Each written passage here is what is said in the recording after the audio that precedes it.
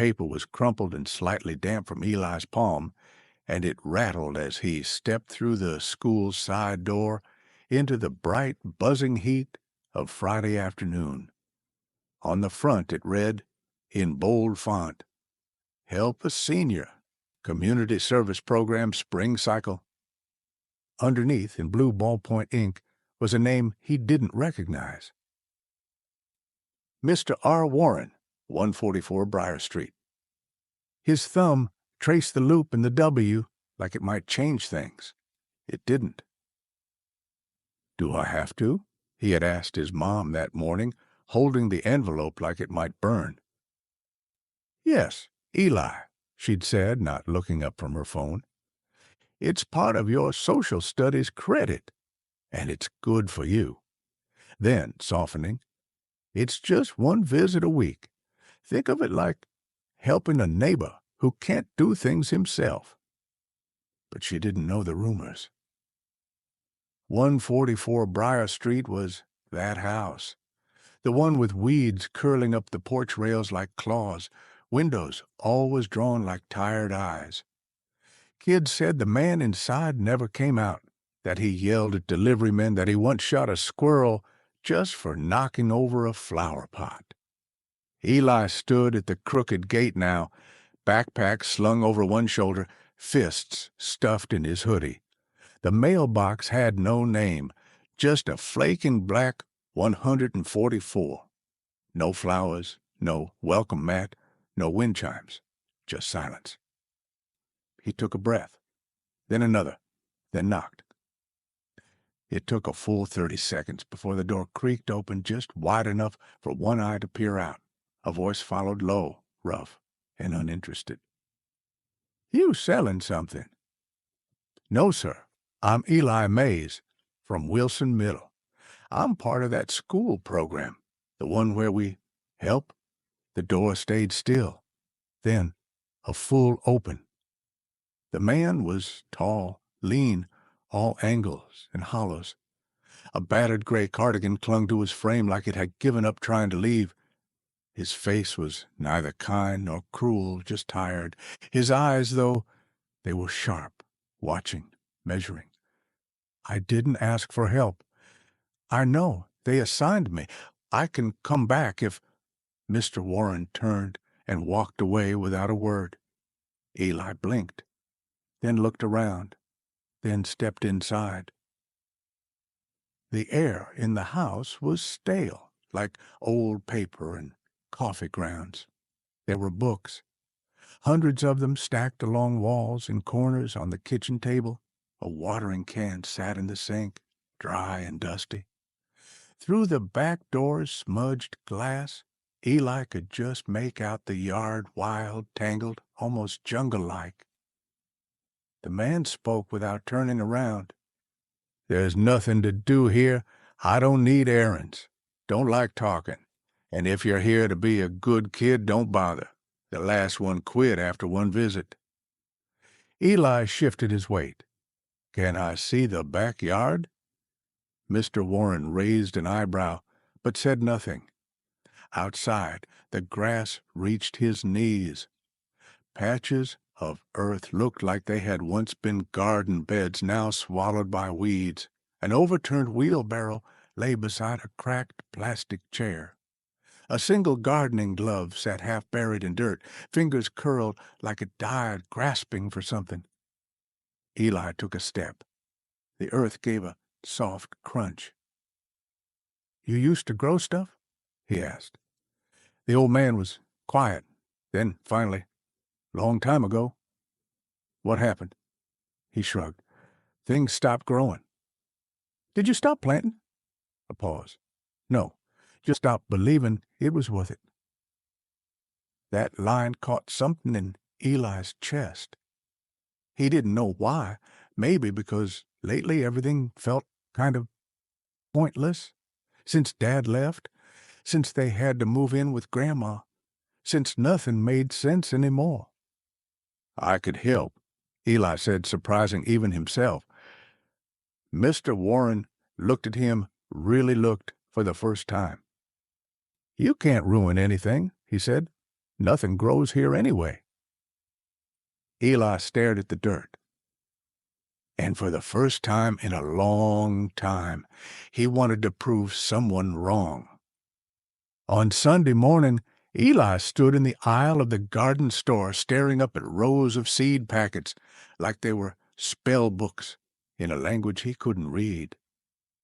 He didn't know what perennials were. He didn't care about soil pH or light zones. All he knew was one thing: sunflowers. They were big, bright, alive, the exact opposite of Mr. Warren's backyard.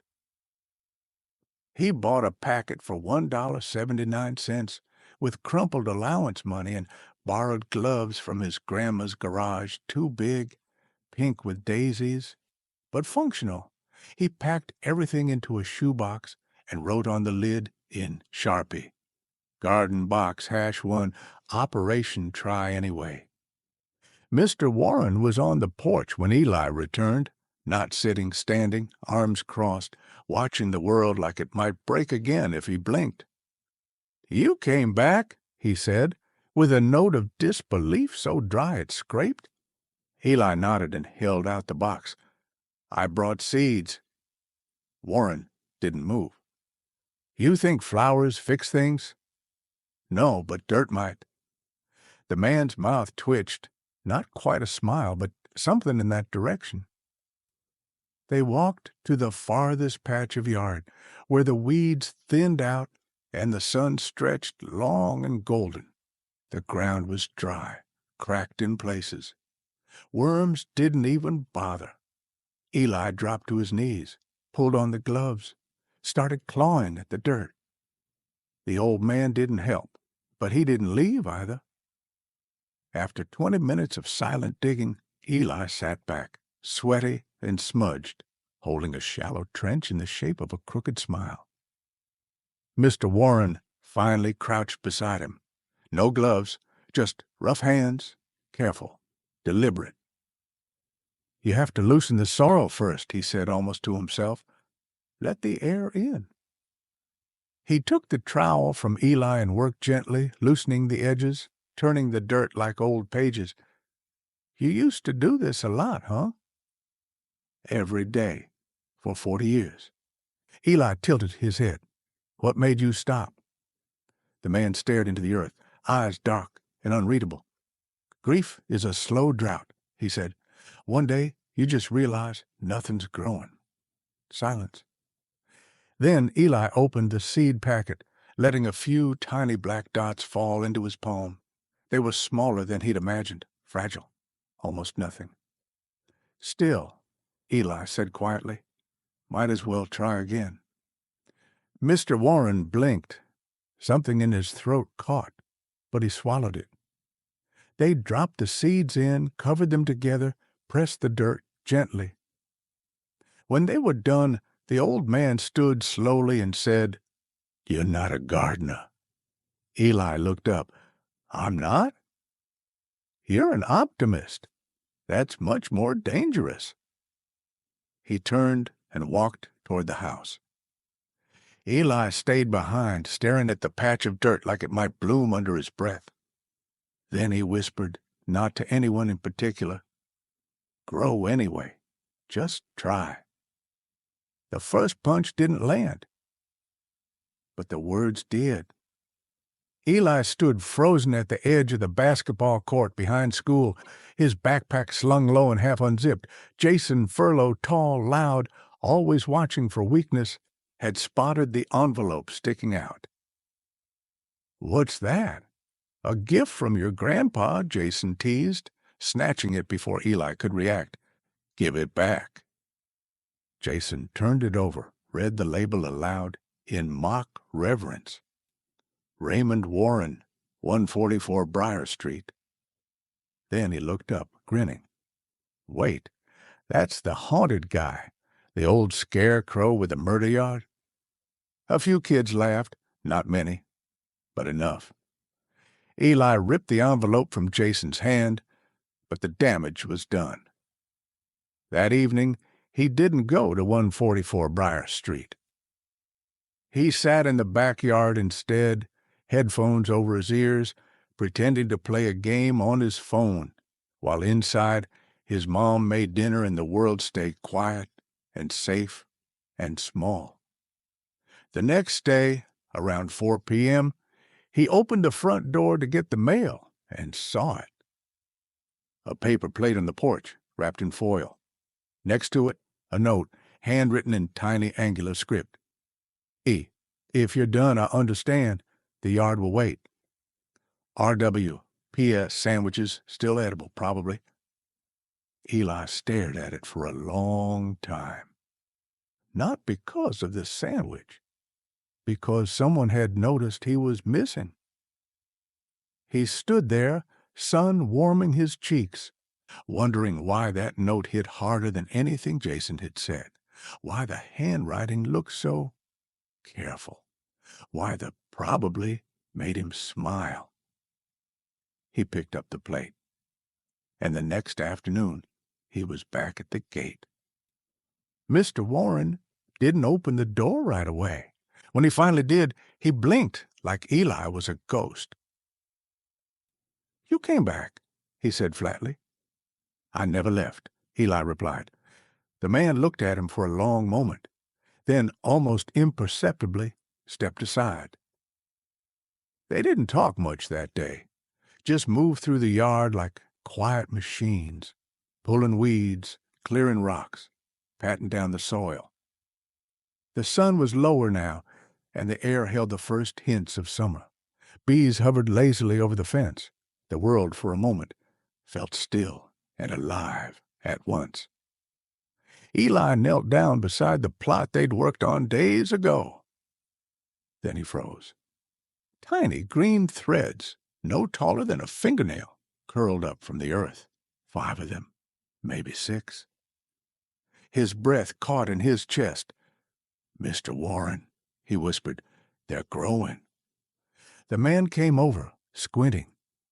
Then, slowly, he knelt, reached out. His fingers brushed the leaves like they were glass. "Well, I'll be damned," he murmured. Eli looked at him. "What do we do now?" Mr. Warren didn't answer immediately. Then he said, almost shyly, "We water, and we wait, and we don't hope too loudly." Eli smiled. "I can be quiet." Warren glanced at him. "I doubt that." But his voice was softer than before. The sound of tires crunching gravel wasn't common on Briar Street. Eli looked up from the garden bed, squinting into the sun. A silver sedan had pulled into the driveway, sleek, polished, out of place among the mossy stone and lean fence.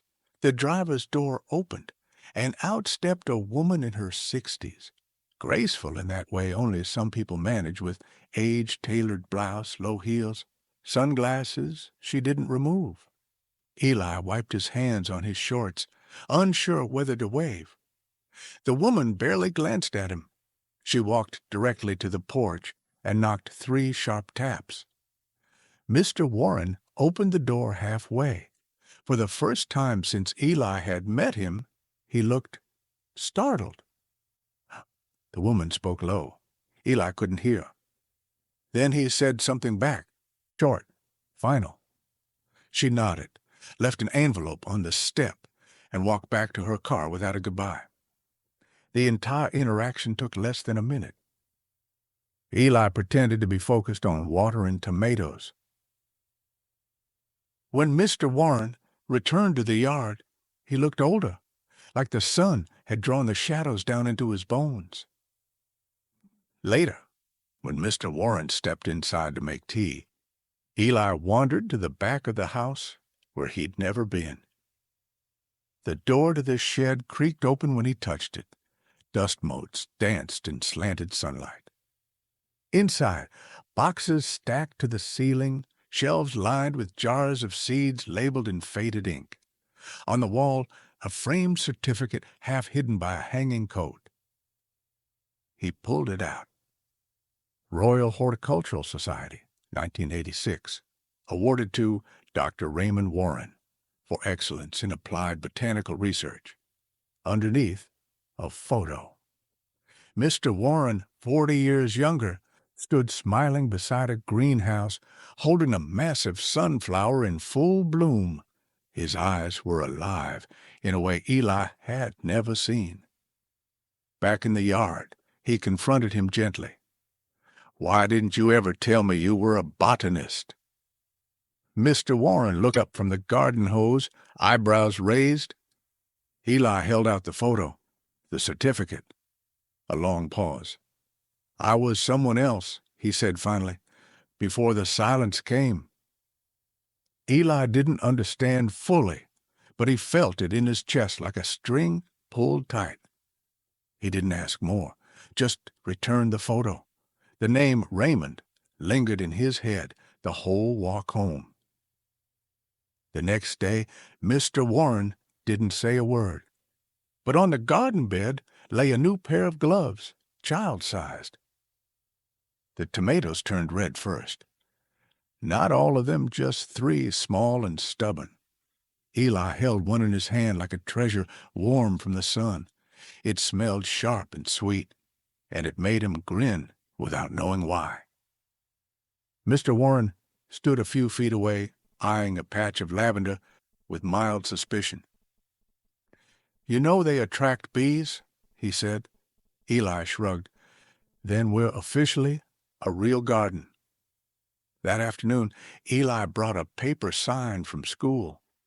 "Harvest Celebration Sunday, family invited." He handed it to Mr. Warren with the hesitation of someone handing over a fragile secret. The old man took it, read it, grunted.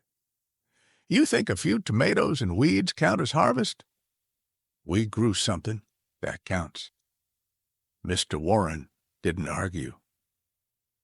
On Sunday, Eli arrived early with 2 fold-out chairs, checkered blanket, and a small basket of muffins his grandma insisted on sending.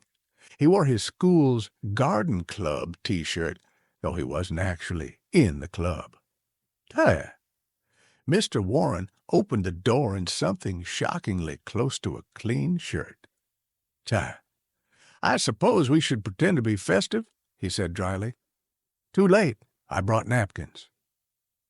They sat under the old apple tree near the lavender. Bees hummed lazily. A light breeze shifted the tall grass like slow applause. For a long time neither spoke.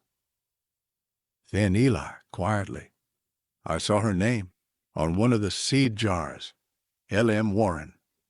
The old man didn't flinch. "My daughter," he said, "Lena."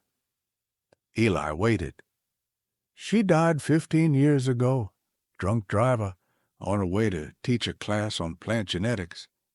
She used to say the only thing more complicated than a plant's DNA was mine." He laughed once. It wasn't a happy sound. "I stopped growing things after that, as if it was some protest, some way to stay angry." Eli looked down. "I'm sorry." Mr. Warren nodded. "Me too. Mostly that I let so much go. The house, the yard, myself." He glanced toward the sunflowers, now waist-high and swaying. "But the earth doesn't forget," he said. "It just waits." Eli reached into the muffin basket, pulled out one, and handed it over. "No more waiting," he said. "Happy harvest." Mr. Warren took it, looked at him, then slowly smiled. "You're still not a gardener," he said. Eli grinned. "I know, but I'm learning from the best." They sat there as the sun slid down, wrapped in gold, the garden breathing gently around them. Tuesday afternoon brought thunderclouds, but no rain. Eli sat cross-legged near the sunflower patch, poking at the dirt with a stick, when a knock sounded on the garden gate, not the front door. A voice followed. "Hello? Anyone home?" He stood quickly. A woman in her late 20s was peering over the fence, clipboard in hand, a canvas tote slung over her shoulder. Her face was flushed from the walk, curly hair pinned in a messy knot. "Sorry," she said. "Is this Mr. Warren's place?" Eli nodded. "Yeah. He's inside. Do you want me to—" She smiled. "I'm actually here for you both." Before he could answer, Mr. Warren appeared at the door. His face changed the moment he saw her, not with anger, but something else, wariness. "Mr. Warren," the woman said gently, "my name's Olivia Layton. I teach environmental science at Ridgeview High. You probably don't remember, but—" "I remember," he cut in, folding his arms. She nodded slowly. "You wrote a paper in 1992 about soil memory in burned forests. It's part of my curriculum, and last week one of my students saw this garden and sent me pictures." Mr. Warren said nothing. Miss Layton continued, "I just wanted to say it's beautiful, what you're doing, and if it's ever okay, I'd love to bring a few students. Let them see a recovery garden in real time." Mr. Warren looked at the sunflowers, the tomato vines, the child-sized gloves on the bench. Then he said, almost sharply, "It's not for display." Miss Layton held up her hands. "Of course, I didn't mean to intrude. Just thank you for what you taught me, even when you didn't know it." She turned to leave. "Wait," Eli said suddenly. "He's not just a gardener. He's a teacher. Still, even now." Miss Layton's smile returned. "I know." She left a small book on the gate before walking away. On the cover, "Rooted: Legacy Gardens and How They Begin." Inside, a post-it. "Page 72. You're the reason I believe in regrowth." Mr. Warren didn't speak for a long time after she left. But that evening, as they sat in the dim light of the porch, he said softly, "I forgot that what we plant doesn't always stay where we put it." Eli nodded. "And sometimes it grows in someone else."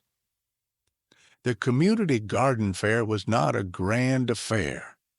2 folding tables of zucchini bread, mismatched balloons, and a child in a bee costume chasing butterflies. But to Eli, it felt like a festival. He stood near the booth they'd decorated that morning. Sunflower stems tied to the lattice, a hand-painted sign that read, "Plot #9 Warren Eli, Regrowth in Progress." Mr. Warren arrived late. Not because he forgot, but because he waited. Eli knew it, watched him standing at the edge of the crowd, hesitating like a man who wasn't sure he deserved to step into the light. But when he finally did, people moved. A former student, now a teacher himself, shook his hand. A woman who once gardened next to Lena offered him a cutting from her roses. A boy in a wheelchair asked about seed spacing. No one asked what he'd lost, only what he had to share. When it was time for the short gardener spotlight, Eli stepped back.